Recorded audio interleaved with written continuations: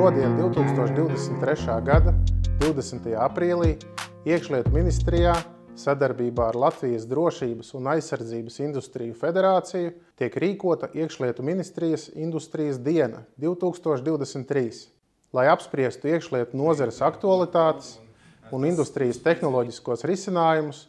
Šodien šeit pulcējas vairāk kā 330 pasākumu dalībnieki, pārstāvi no 70 uzņēmumiem un pētniecības institūcijām, kā arī iekšlietu nozares dienestiem un iestādēm. Kopīgi meklēsim risinājumus valsts iekšējās drošības uzlabošanai, izmantojot jaunākās tehnoloģijas un pētnieku atziņas. Laikā, kurā drošības situācija Latvijā, reģionā un globāli ir būtiski mainījusies, šis ir īstais brīdis, kurā apmainīties ar informāciju par to, kas ir svarīgs mūsu nozarei un kas ir tas, ar ko lepojās industrija.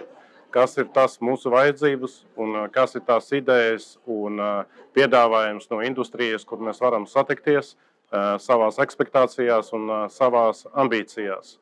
Šīs pasākums būtisks arī ar to, ka attīstību, ko mēs plānojam turpmākajos gados, lielā mērā balsta gan papildus finansējums no valsts budžeta, gan, protams, nozīmīgs Eiropas Savienības fondu finansējums, kuram pateicoties mēs spējam attīstīt savu dienestu spējas un kapacitāti.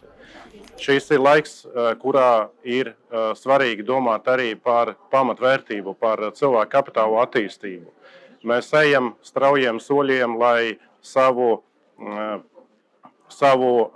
piepildījumu sagaida arī iekšējās drošības konsorcijas. Mēs saprotam, ka digitalizācijas laikmetā šis ir jautājums par to, kādā veidā mēs nodrošinām ne tikai labāku darba vidi, ne tikai, protams, labu izglītības sistēmu, bet arī nodrošinām ar moderniem un labiem analītiskiem rīkiem savus dienestus un savu sistēmu, lai kopumā sniegtu labāku pakalpojumu sabiedrībai drošības jomā. Mēs atveramies sadarbībā ar industriju, jo salīdzinājumā ar aizsardzības ministriju mēs bijām vairāk noslēgtāka organizācija. Un, zināmā mērā, mums ir viņus jāpanāk un jāapdzen, jo mēs redzam tos plusus no aktīvās sadarbības gan ar industrijas organizācijām, gan ar izpētes centriem, jo viņi dod pieaugumu un dod ieguldījumu arī mūsu sistēmu attīstībai. Un tādā veidā, uzzinot to, kādi ir jaunie risinājumi gan tehnoloģiskā ziņā, gan industriālā ziņā, mēs varam attīstīt arī savu dienestu kapacitātes. Mēs dzīvojam 21. gadsimtā, un mēs nevaram izvairīties no digitalizācija, ir tas vārds, kurš caurvīja visas jomas, un arī šodien savā prezentācijā es tieši to arī atzīmēju. Ja mēs skatāmies uz tiem punktiem, kuri ir minēti valdības deklarācijā, tad arī tur zem katra tā punkta ir sava digitalizācijas joma. Ir ārkārtīgi svarīgi, lai mēs spētu visas šīs sistēmas salikt kopā, lai tās varētu kopā sadarboties. Un ir svarīgi, lai mēs varētu strādāt ar vien pieaugušo un pieaugušāko datu apjomu. Tas ir ārkārtīgi svarīgi, un mēs saprotam, ka tas ies tikai vienā virzienā. Un trešā lieta, kur noteikti šeit ir jāmin, tā ir šo datu drošība un vispār mūsu visu digitālo sistēmu drošība kā tāda. Un te mums ir jāsaprot, ka mēs nedzīvojam ideālā pasaulē, mums nav jāvalkā rozā brilles, mums jāsaprot, ka mūsu dati ir interesanti praktiski visiem. Visvairāk viņi ir interesanti mūsu nelabvēliem, un mums noteikti ir jādara visu, lai šos datus pasargātu.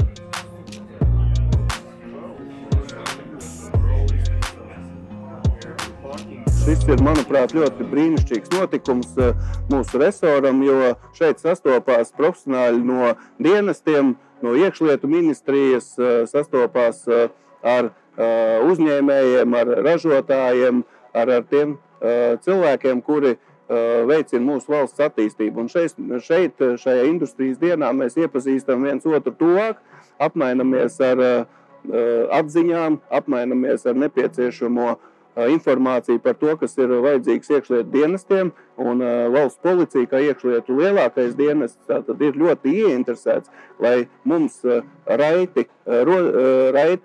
notiktu šie dažādi veidi iepirkumi, gan digitālās attīstības jomā, gan arī citos virzienos. Un mēs esam tikai par tehnoloģisko attīstību, mēs esam tikai par inovatīvo metožu ieviešanu valsts policijas darbā. Un, protams, ka mēs arī lūkojamies nākotnē, kā mēs varētu stiprināt šo te mūsu kapacitāti. Un šeit neiztiktu bez mūsu smart cilvēkiem, bez mūsu smart uzņēmējiem un iespējām attīstīt šo te jomu. Valsts policijai ļoti svarīgi ir analītiskie rīki, tātad, lai cīnītos šajā te digitālajā vidē, interneta vidē, darknet vidē ar noziedzniekiem, ar cilvēkiem, kuri internetu izmanto kā noziegumu rīku vai vietu, ko izdara noziegums. Un, protams, kad šeit mēs ļoti daudz smeļamies piemērs arī no mūsu starptautiskajiem sadarbības partneriem un arī apmeklējam līdzīgi formātu pasākums ārvalstīs un lūkojam, ko piedāvā arī ārvalstu ražotāji. Un man patiesi prieks, ka mums ir mūsu uzņēmumi, mūsu nacionālie uzņēmumi, kur var piedāvāt arī konkurētspējīgas lietas. Un šodien mēs tās iepazīsim vairāk un attiecīgi arī lūkosim nākotnē, kā viņas ieviest mūsu darba instrumentu klāstā. Un tāpēc, lai mums šodien produktīva diena, jo tikai kopējā darbā, dialogā un attīstībā ir spēks, un mēs ejam uz priekšu.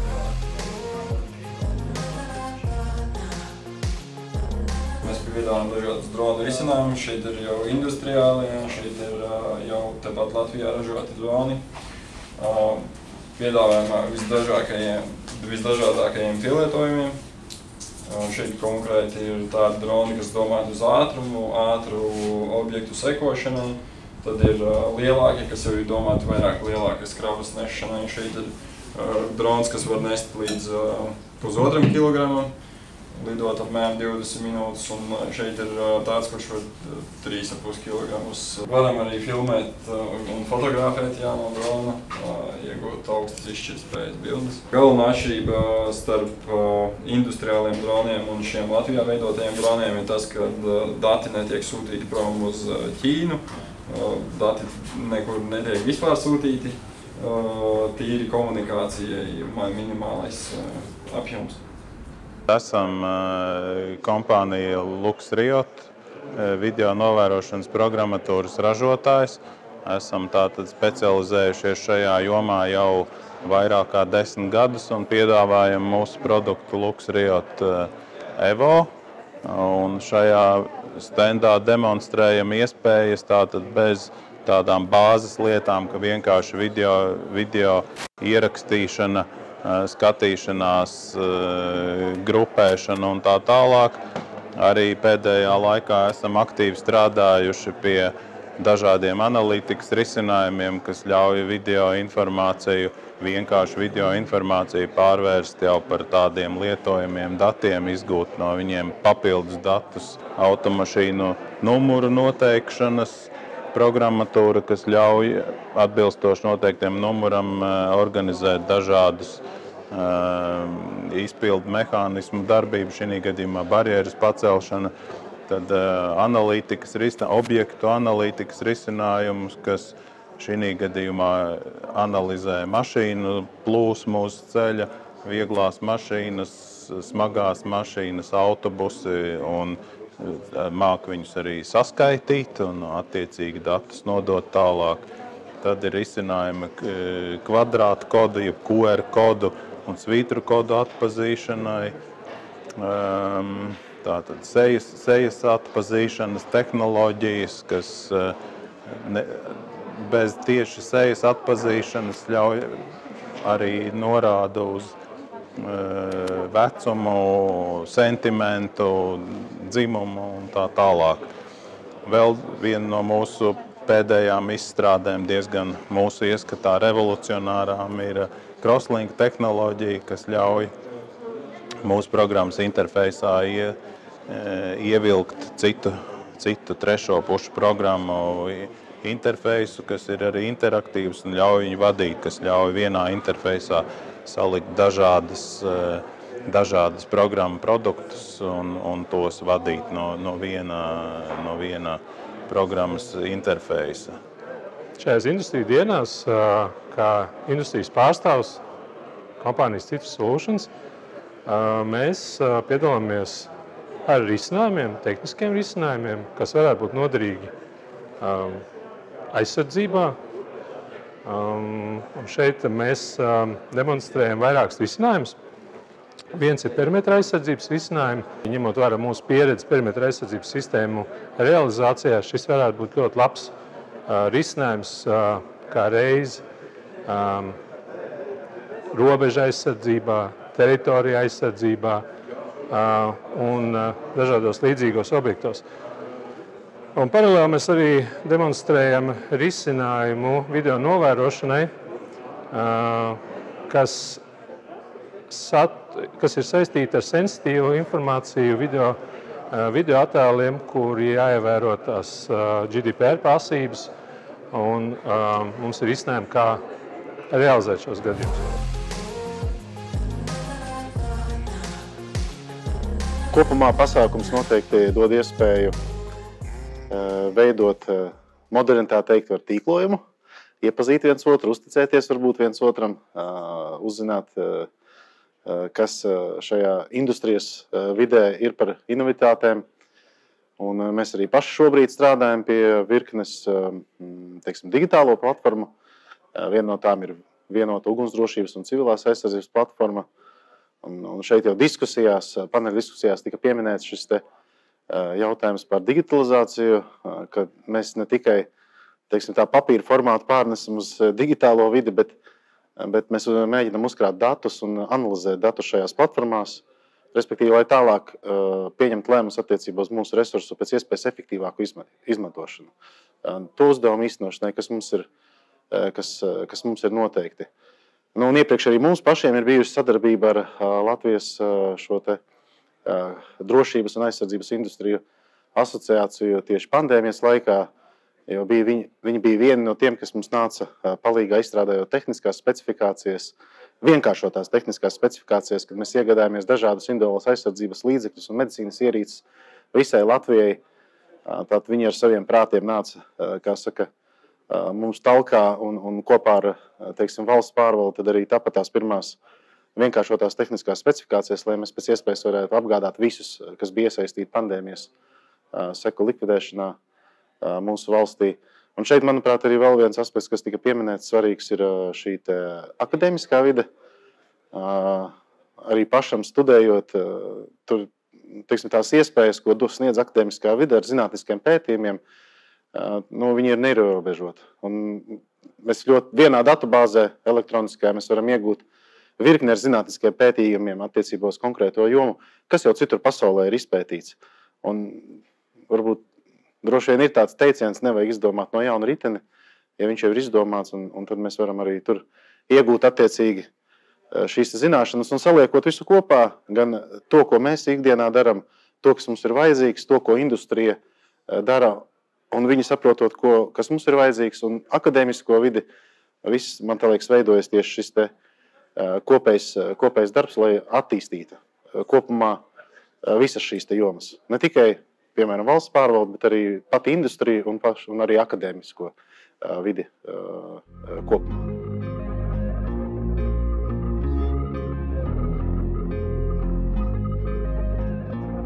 Ļoti labi iespēja sapulcēties kopā gan dienestiem, kas ir atbildīgi par iekšējo drošību, un, protams, vadošajiem Latvijas ražotājiem, kur nodrošina gan ar jaunām tehnoloģijām, gan arī domā par informācijas aizsardzību un tādā plašā spektrā apskatīties šī brīža izaicinājumi, civila aizsardzība, apdraudējums uz robežas un modernās tehnoloģijas, kuras var palīdzēt šos izaicinājumus pārvarēt. Latvija ir spērus ļoti daudz soļus savā attīstībā, bet iekšlietas, diemžēl, daudz garumā ir bijuši apdalīts ar pietiekamu finansējumu. Un tas, laikam, ledus patreiz ir sakustējies, jo lielākās mūsu iespējas un bieži vien vienīgās bija ārvalstu finansējuma piesaiste un piesaistīt dažādas jaunas tehnoloģijas bija atkarīgs no mūsu spējām iegūt ārvalstu finansējumu, lai varētu piedalīties projektos un tos iegādāties. Tā tas arī patreiz turpinās, bet pēdējā laika izpratne, mūsu valsts izpratne ir mainījusies, ka vajag investēt arī budžetu līdzekļus gan fizisku barjeru būvniecībā, gan arī, protams, tehnoloģiskā attīstībā un patreiz attiecībā uz robežsardzi ir sākta virkne ļoti perspektīvu projektu, kas kopumā uzlabos mūsu valsts drošību. Mums ir jāprot novērtēt Latvijas intelekts, Latvijas intelektuālais potenciāls un, protams, arī Latvijas ražotājs. Daudziem patīk runāt apkārt, ka Vācijā labs ir tas, Francijā labs ir kaut kas cits, bet ir ļoti progresīvas tehnoloģijas, kas tiek radīts un tiek ražots arī Latvijā. Latvijas intelektuālais potenciāls vienmēr ir bijis ļoti labā līmenī, un man dienot robežsardzē ir daudz nācies mainīties ar pieredzi, un ir redzēts, ka kaut kur tehniskā ziņā kaimiņu valstis varbūt mums ir bijušas priekšā, es pat runāju par Eiropas Savienības valstīm, bet mūsu cilvēka resursa potenciāls ir pārspējis, kompensējis to, kas mums bieži vien ir trūcis tehnoloģiskā ziņā. Un patreiz arī mūsu šie ražotāji ir ļoti spēcīgi attīstījušies, un proti, ka mūsu tas cilvēka resurs ir ieguldīts tehnoloģija attīstībā un tāda pozitīva sinerģija, kad intelekts tiek salikts kopā ar tehniskām iespējām. Kopumā es domāju, ka šī diena mums ir devusi diezgan daudzus tādus kopīgus virzienus, pa kuriem mums noteikti būtu jādomā, kā mēs strādājam tālāk. Jo šis ir tas laiks, kad ir gan gribēšana, gan arī varēšana, kad ir šī politiskā apņemšanās un kad ir pieejami arī šie finansu resursi. Un neviens cits bez mums pašiem drošību Latvijā nevairos. Un tad visu atlikušā gada garumā līdz nākamā industrijas dienai, ja tā varētu cerēt, mums, kā saka, ir diezgan daudz praktisku uzdevumu. Tā kā paldies jums par idejām, paldies jums par iesaistīšanos un strādāsim tālāk.